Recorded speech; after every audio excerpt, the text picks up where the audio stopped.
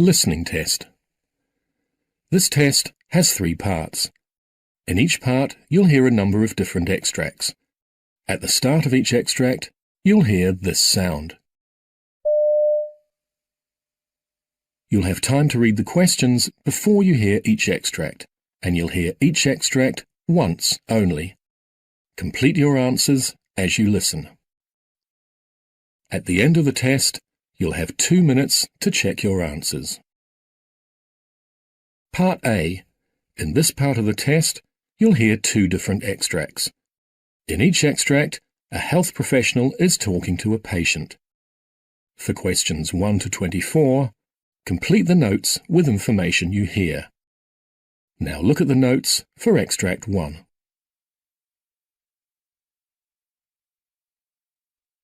Extract 1. Questions 1 to 12.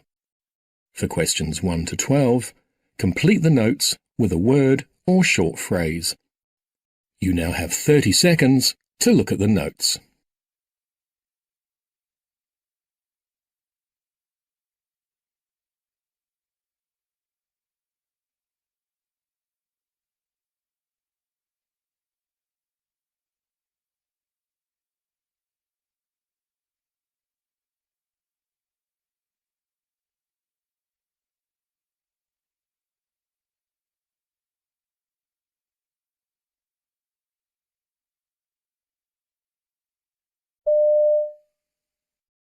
Hi Peter, how are you? My name's Rose and I'm looking after your 2 babies today. How are you? Hi Rose, I'm very well, thanks. So this must come as a bit of a shock to you, the birth of your babies 4 weeks early today. Yes, we weren't prepared for it, I suppose.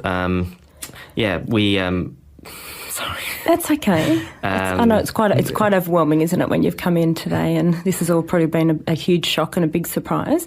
Why don't you come and sit down next to your babies and I'll explain to you what we've done. Okay. Because your wife will be down in recovery probably for another hour or so. So let's look at your little girl first. Have you got a name for her yet? Yeah, this is Olive. Oh, that's lovely. Is that a family name or? It is actually. It's my wife's grandmother's name. Lovely. Yeah. So as you know, Olive is a little bit, well, you can see by looking at her, smaller than her brother. And I guess the doctors would have spoken to you prior to the birth about why the babies needed to be delivered this 4 weeks early. And so the concerns I guess we have for Olive are related to the fact that she is small and so she doesn't have a lot of reserve and that places her at risk of some potential problems, which is the reason she's up here in the nursery. Okay. The most obvious of those is that she doesn't have a lot of fat to keep herself warm and therefore that's why we have her in an incubator. And that basically creates a nice warm environment to keep her temperature stable because unlike her brother or even a term baby, she doesn't have a lot of what we call brown fat, which she can use to keep herself warm. Okay. And how long do you think she'll be in the incubator? Usually most babies will come out when they're around 1,800 grams to 2 kilos, but that will really depend on her. So what we'll be aiming to do is to, once she's stable, start her on some feeds. Initially we'll give her some fluids intravenously. And so once we can start to get some milk feeds into her and fatten her up, and once she's able to maintain her own temperature, she'll come out. So there's no set weight for that to happen. There's no set time for that to happen. It'll be a judgment call about how quickly she starts to maintain her own temperature and how quickly we can bring the incubator temperature down. So Peter, just take me back. I haven't had a chance to look through your wife's obstetric history. These were your first babies, is that right? Yes, that's right. We found out quite early that we were having twins because we had an early dating scan about 5 weeks, so we've had plenty of time to sort of think about that and prepare. And the pregnancy, we were told that it was a high-risk pregnancy because we're having twins, but everything seems to have been normal. We've had regular doctor's appointments and scans. So your 18-week scan, the babies were both growing normally, is that right? Yes, that's right. And in fact, I think it was at that point, the scans were getting quite stressful, I think. Yeah, so of course. Because we thought things were quite normal, I think we missed a couple of scans Okay. after that. Okay. And so we had the 35-week scan, and everything seemed normal, and my wife felt healthy. But then we had the scan, and I think the sonographer was quite worried. Right. And so we went and saw the Into doctor panic mode. immediately. Yeah. Yes, a little bit. And so the Olive's placenta was a little bit sort of smaller and used up. It had less fluid in it, and I think they were just concerned, and so they thought we had to take the babies out immediately. Yeah. So that would have been obviously quite alarming for you. Did your wife get antenatal steroids? Yes, she did. So so they arranged for us to have a cesarean on Friday to get Olive out, and the next day, Wednesday, we went back in, and Thursday, and my wife was given steroids, and I think the baby's hearts were monitored as well for quite a long time. So she had 2 doses of steroids? That's right. Fantastic, And we can see that those have worked beautifully because Olive is not actually requiring any oxygen at all. Okay. We've just put a little light shining on Olive's foot there. That's called a pulse oximeter, and that's just measuring her oxygen saturation levels for us. And they're reading 99 at the moment. She's having no problems with her breathing, and neither is her brother. And that would be one of our concerns at 35 weeks, that the lungs are still a little bit immature, and so some babies will struggle to breathe by themselves even at 35 weeks. But your babies are doing beautifully, well, that's good. And that's the steroids that has helped. Yeah. I would say Olive will be unlikely to need oxygen, given how lovely she looks now. Well, that's good. But we will do a blood test to check her oxygen levels. We'll just do a little prick of blood from her heel and send that off. We can do that here on the ward, put it straight in the blood gas machine and check that she's doing okay. Okay.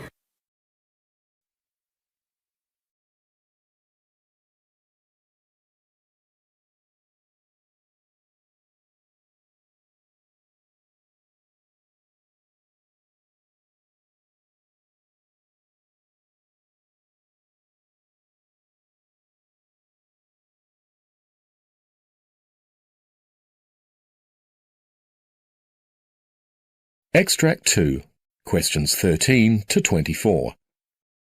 For questions 13 to 24, complete the notes with a word or short phrase. You now have 30 seconds to look at the notes.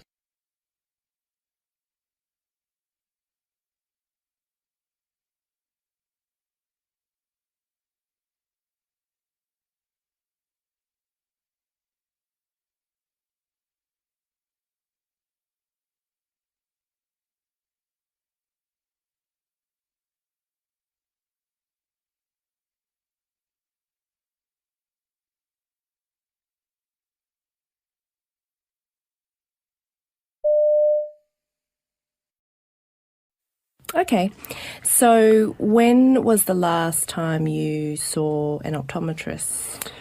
I would say about 6 months ago. Okay, great. So did you get a new pair of glasses then?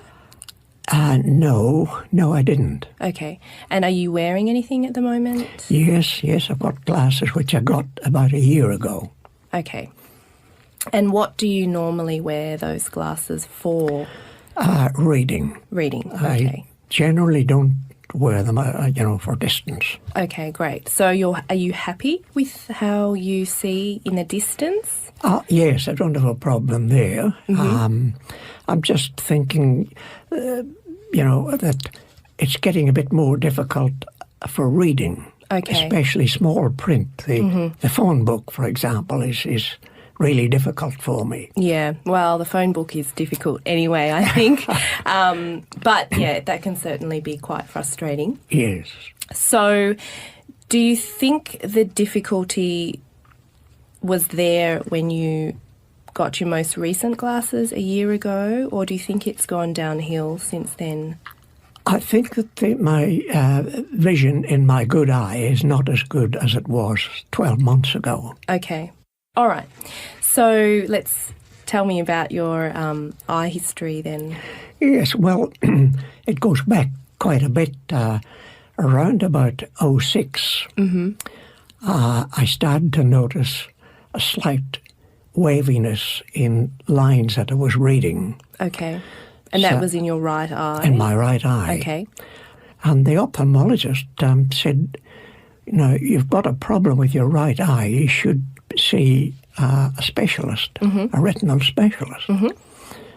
So that was organised by about, I don't know, late '06, maybe into '07. Okay. The specialist did a scan and decided that, you know, there was an accumulation of fluid in the front of the retina. Okay. And prescribed Lucentis injection. That was done monthly for, I think, about 2 years. Okay. Until I eventually changed over to the eye and ear, mainly because it was costing quite a bit. So how often are you seeing the specialist at the eye and ear now? Well, I used to see them initially about 3 monthly, Yes. but now it's about 6 monthly. Great, okay. So is there someone that you see there specifically, or are you just sort of going through the public clinic? The public clinic, but in the retinal clinic that I attend, there are about 3 doctors, and I see one or other of those 3. Okay, so you are getting that continuum of care. Oh, yes. Great. Yes. And are they fairly happy with how stable that right eye is at the moment? Well, I think they are disappointed that it was not successful. I mean, it's... I think I've had something like 25 injections of Lucentis. Yeah. And to think that, you know, I've lost central vision in the right eye, they're not too happy about that. But the last scan they did, there was no fluid there. Great. So I presume it's just a wait and watch now and see That's what, right. Yeah. see what eventuates. So are you aware of what the AMSLA chart does?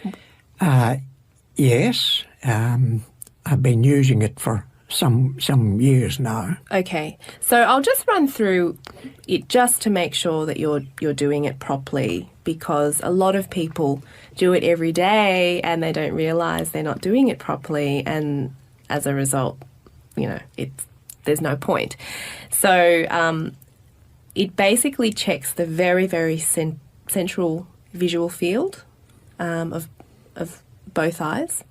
So it's really important that you cover one eye when you're doing it. The main thing when you're doing that AMSLA chart is not to really look for those little nitty-gritty things, but to gauge any significant change.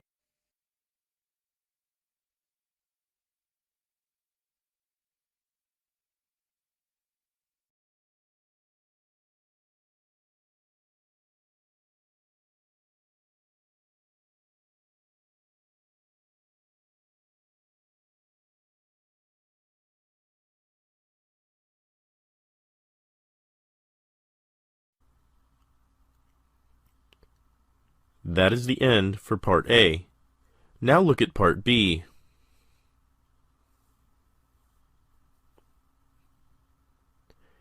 Part B. In this part of the test, you will hear 6 different extracts. In each extract, you'll hear people talking in a different healthcare environment. For questions 25 to 30, choose the best answer, A, B, or C, which fits best according to what you hear. You will have time to read each question before you listen to the audio. Complete the answers as you listen to the audio. Now look at the question 25. You hear a discussion between a nurse and a physician explaining about different types of breath sounds. Now read the question.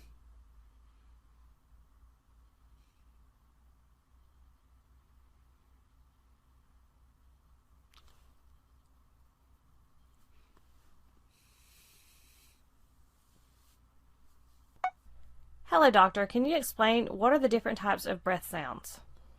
Well, there are several distinct types of abnormal breath sounds. Crackles, also called rails, tend to sound like discontinuous clicking. Bubbling or rattling when the person inhales. Crackling breath sounds may sound dry or wet, and physicians might describe them as either coarse or fine. Stridor is a high-pitched, harsh, wheeze-like sound that occurs while breathing in people with a blocked upper airway. Wheezing noises are high-pitched and persistent that may sound like a breathy whistle. At times, wheezing can be loud enough to hear even without a stethoscope. A short version of a wheeze, called a squawk, occurs during inhalation. Ronchi are persistent, lower-pitched, rough sounds similar to snoring.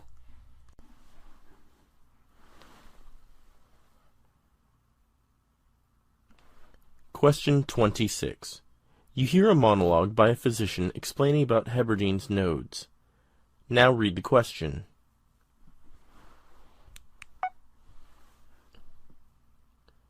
The bony growths that develop on the finger joints are called Heberdine's nodes, or interphalangeal joints. Mostly, Heberdine's nodes develop on the joints nearest to the fingertips, causing the fingers to appear crooked. They only develop in osteoarthritis patients. Each joint in our body has a layer of cartilage to protect the bones.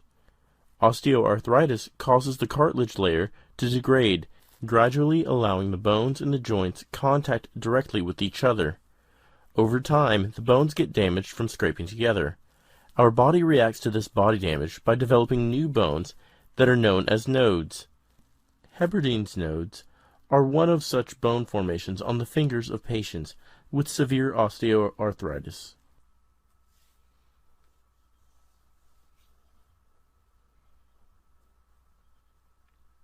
Question 27.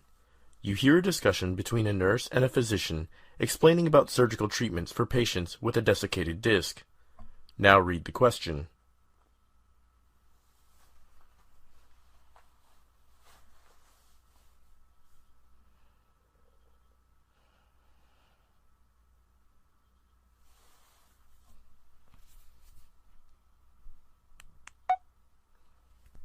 Hello, doctor. What are the surgical treatments for patients with a desiccated disc? There are many different surgical treatments for a desiccated disc. In the method called fusion, the vertebrae surrounding the desiccated disc will be joined together to stabilize the back and prevent movement that will worsen pain, causing discomfort. In the decompression method, the extra bone or a disc material that has moved out of place is removed to make more room for the spinal nerves. In the correction method, the surgeon will make the necessary repairs to correct an abnormal curvature of the spine to relieve pain and increase range of motion. In the implant method, artificial discs, or spacers, will be placed in between vertebrae to prevent the bones from rubbing.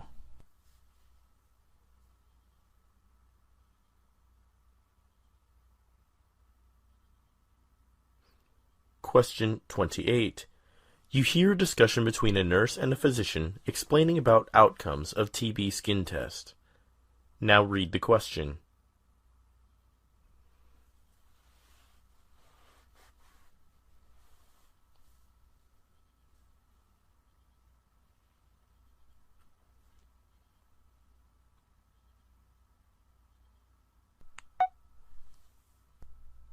Doctor, can you explain to me the outcomes of a TB skin test? Well, the outcomes for TB skin tests are not always clear-cut. The main consideration in a TB test is the size of the bump on the arm. If the bump is smaller than 5 millimeters, then the test result is considered negative to TB. In a case where the test bump is larger than 5 millimeters, then the test result is considered positive. But we have to be very cautious about false positive and false negative. At times, patients vaccinated against TB using the Bacillus calmette-guerin can show a false positive result for TB.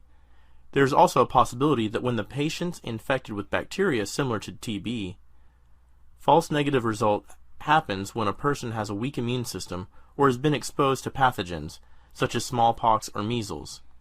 Patients infected with TB very recently and very old TB patients can also show false negative test results.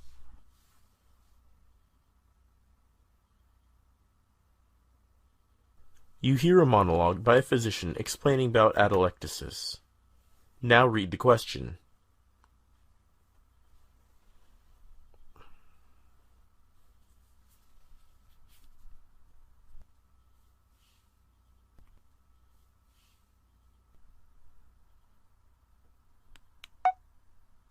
A partial or complete collapse of one or both the lungs is called atelectasis. That occurs when tiny air sacs in the lungs, called alveoli, deflate. The collapse of the lowest lobes in both the lungs is called bibasilar atelectasis. The lobes of the lungs are filled with millions of tiny sacs, called alveoli, which are arranged in clusters and surrounded by blood vessels. When a person breathes, the alveoli allow their blood to collect oxygen and exhale carbon dioxide.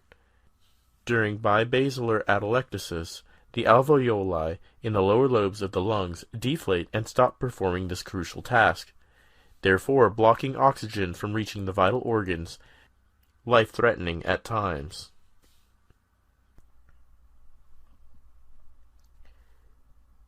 Question 30. You hear a discussion between a nurse and a physician explaining about liver flukes. Now read the question.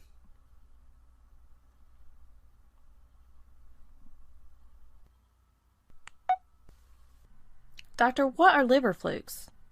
Liver flukes is a parasite disease. A patient may never know he has liver flukes.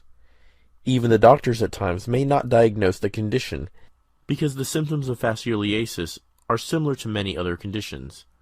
There are chances that a person with liver flukes living may never develop fasciolasis.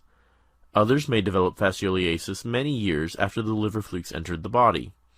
A person cannot transmit liver flukes accidentally to someone else, unlike other parasite diseases. Liver flukes make their way from the intestines to the liver once it enters the body. To get into the liver flukes must burrow through the lining of the liver, causing pain in the upper right abdomen. The two types of liver flukes that can affect people are fasciola hepatica and fasciola gigantica.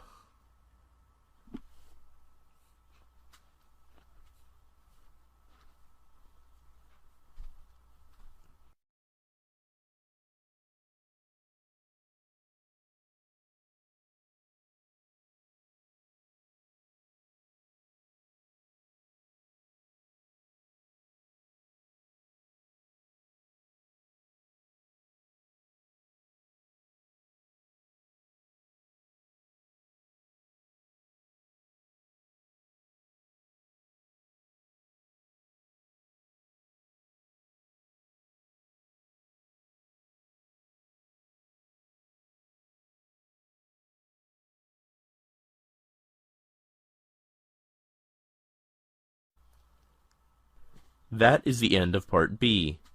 Now look at Part C.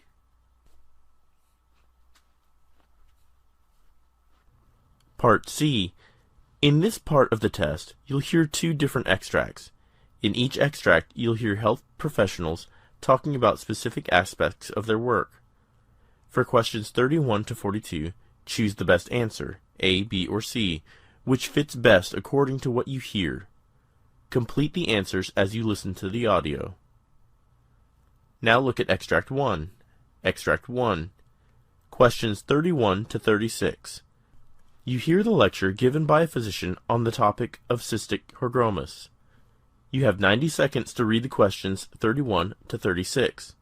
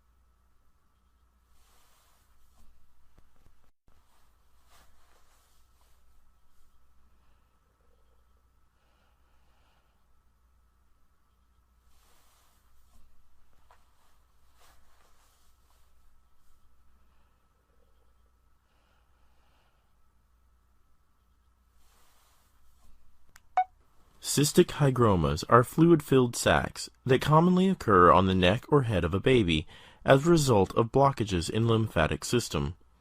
At times, cystic hygromas are detected through ultrasounds during pregnancy.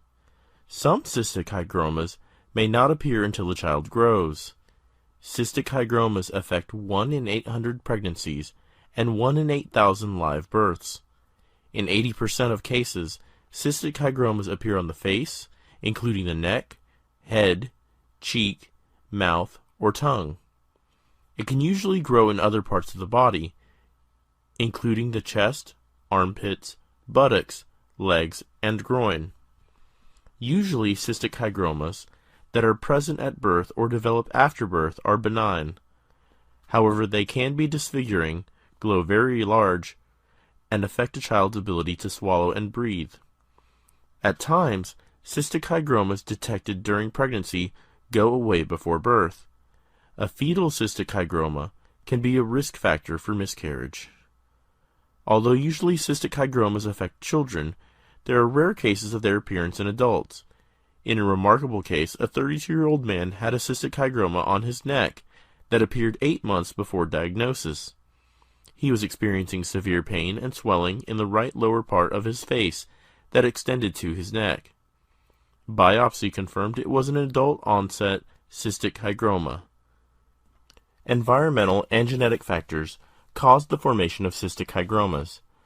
Mainly viral infections transmitted to a fetus during pregnancy or drug and alcohol consumption during pregnancy are the causes for cystic hygroma formation. However, most of the cystic hygromas are due to genetic conditions, especially due to chromosomal abnormalities accounted for in 50% of the cases.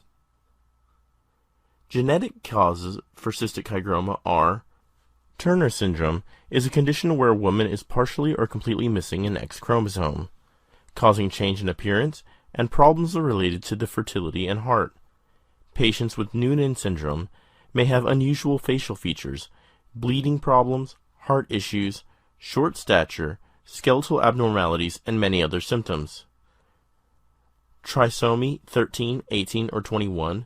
These conditions cause the embryo to develop an additional set of chromosomes that produce a variety of congenital abnormalities, including intellectual disability.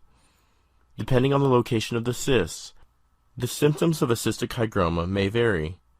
Some children may not even experience any symptoms other than its growth. The most common method of diagnosing cystic hygromas is ultrasound imaging.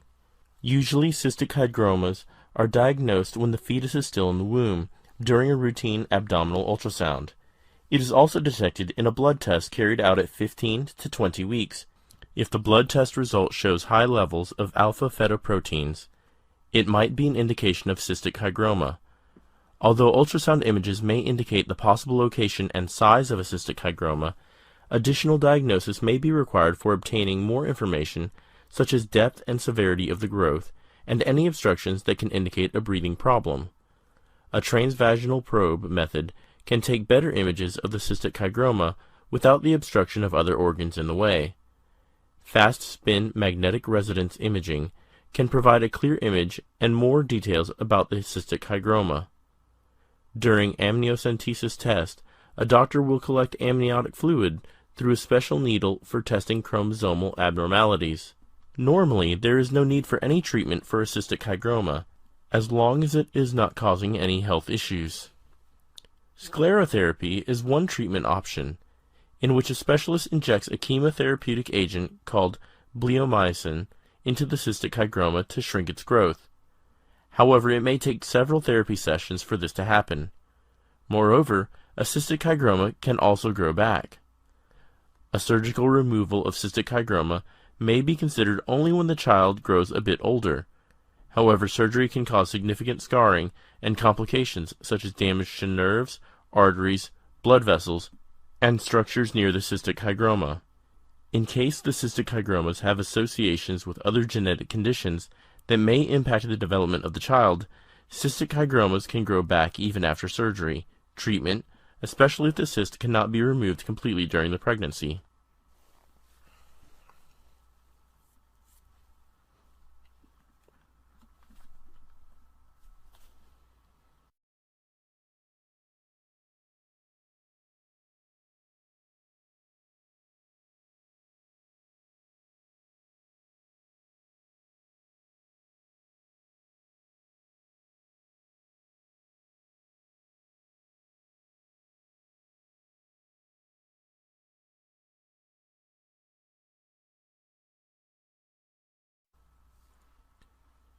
Now look at Extract 2, questions 37 to 42.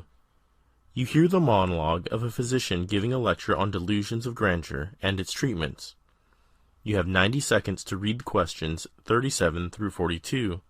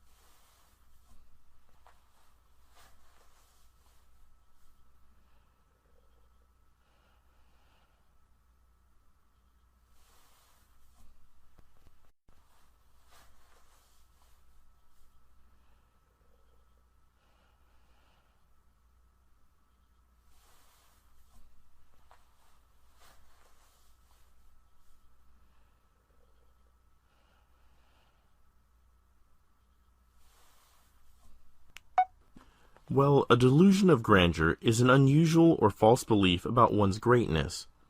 For instance, a person with this condition may believe that he is famous, can end world wars, or that they can be immortal. Delusions of grandeur, also known as grandiose delusions, often accompany other mental health symptoms. They may be linked to physical or mental health conditions, such as schizophrenia, bipolar disorder, or certain types of dementia.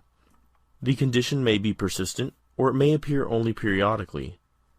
Certain people with delusions of grandeur also experience other delusions, like an unusual religious belief or a fear of persecution. However, a delusion of grandeur is more than just very high self-esteem or an inflated sense of self-importance. It marks a remarkable detachment from the practical world. A person with this condition may continue to believe in his delusion despite contradictory evidence. Delusions of grandeur come in many forms. Many people experience a similar theme over time. Schizophrenia is a mental health condition that causes delusions, hallucinations, and false beliefs. Bipolar is a mental condition classified by periods of depression, followed by periods of mania. During times of mania, a patient may have a highly inflated sense of self, which can manifest as a delusion of grandeur. During a manic episode, a person with bipolar may tend to spend too much money, have trouble sleeping, appear very hyper, or behave aggressively. Narcissistic personality disorder. In most mental conditions, patients with the similar condition can have very different personalities. Personality disorders directly affect the personality, fundamentally altering how a person relates to others and themselves. People with narcissistic personality disorder have a very high inflated sense of their own importance. They seek flattery and validation, believe themselves to be extraordinary and unique, and lack empathy. A person with narcissistic personality disorder may have a sense of entitlement that leads them to act in ways in order to obtain admiration and special privileges that is objectionable to others. Most people consider dementia, including Alzheimer, a memory impairment. Yet dementia slowly reduces a person's ability to think clearly. It can affect the way we interact with the world, plan, and think. As dementia progresses, some patients develop delusions, including delusions of grandeur. Dementia patients with delusions of grandeur typically have many other symptoms, including significant memory issues. Damage or injury to the brain can also change the way people think at times, potentially causing delusions. Brain injuries may also cause hallucinations, personality changes, memory problems, and difficulties with basic skills, such as reading. Attending group therapy may help the patient to build healthier relationships with others. Treatment for delusions of grandeur is very difficult, since the patients may feel these delusions are good to them and truly believe in their delusions. They often resist treatments. Often, antipsychotic drugs are helpful in treating delusions due to many causes. Patients with bipolar may need to take drugs such as lithium or other mood stabilizers. Patients with delusions related to personality disorders may require comprehensive, ongoing therapy to offset the effects that delusions have had on their personality. Often, the treatments for delusions of grandeur will focus on managing and reducing symptoms rather than curing the underlying condition. Depending on the cause, the patient with delusions may need to take medication or have long-term therapy to cope up with their symptoms throughout their lives. Helping a patient to understand how their delusions have a negative impact in their life or relationships, along with support and treatment, the patients with delusions can lead a peaceful life.